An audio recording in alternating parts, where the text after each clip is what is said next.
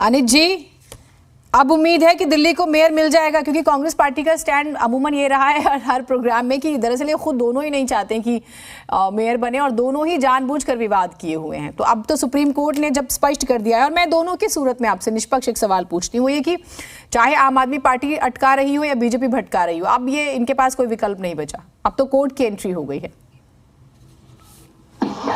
जीनत जी, अभी भी कोर्ट की एंट्री सब्जेक्टिव है। कोर्ट ने अभी जो डिसीजन दिया है वो क्या दिया है?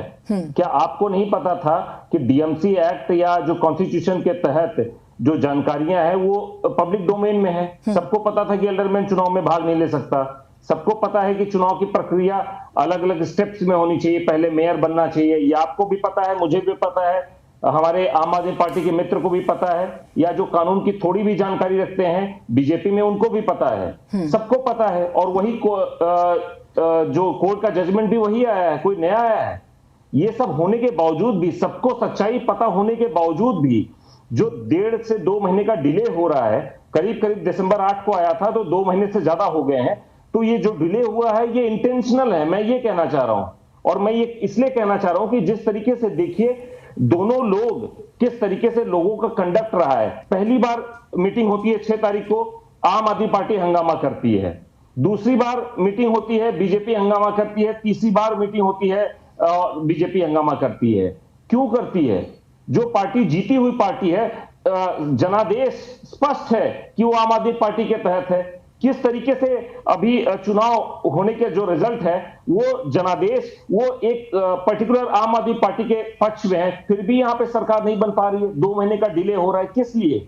क्योंकि यहां पे देखिए, जो ये किसी से छुपी हुई बात नहीं है कि बीजेपी किस तरीके से एलजी की पोस्ट, जो संवैधानिक पद है, उसका इस्तेमाल कर रही है। आप ये समझिए कि एलजी के पास बैटरी ऑफ एडवोकेट्स होते हैं जो समझाने के लिए पर्याप्त है। मुझे लगता है कि डीएमसी एक्ट और जो कॉन्स्टिट्यूशन में लिखा हुआ है कि किस तरीके से चुनाव को कंडक्ट करना चाहिए, लेकिन वो हर एक स्टेप पे उसको वायोलेट कर रहे हैं। वो क्यों कर रहे हैं वो ज्यादा अच्छी तरीके से बता पाएंगे। उनके ऊपर कौन सा पॉलिटिकल प्रेशर है वो जरूर बताना चाहिए। और अभी ये जो सुप्रीम कोर्ट का वर्डिक्ट आया है वो सिर्फ ये नहीं दिखाता कि एल्डरमैन चुनाव की प्रक्रिया में भाग लेगा या नहीं लेगा।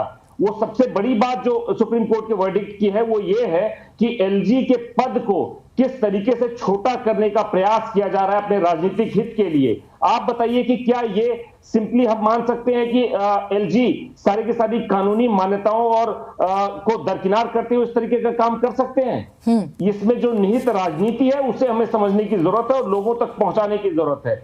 और मैं उम्मीद करूंगा कि ये कल मेयर बने, क्योंकि दिल्ली की जो स्थिति बन रही है इस समय, चाहे वो पोल्यूशन, किसी भी मैटर पैरामीटर पे आप चेक कर लीजिए, दिल्ली कहीं, अभी कल का पेपर है, दिल्ली में जो एजुकेशन मॉडल है उसमें 1:38 का रेशियो है बच्चों का, जो बिहार के बाद दूसरा सबसे वर्स्ट है। आप समझिए कि हम देश की राजधानी दिल्ली की बात कर रहे हैं।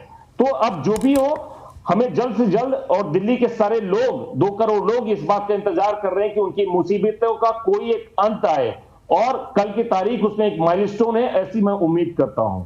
ठीक है, हम भी यही उम्मीद कर रहे हैं, और कोई भी अटकाने की कोशिश कर रहा हो, कल से कम अब सुप्रीम कोर्ट की जब एंट्री हुई है तो चीजें बेहतर होंगी।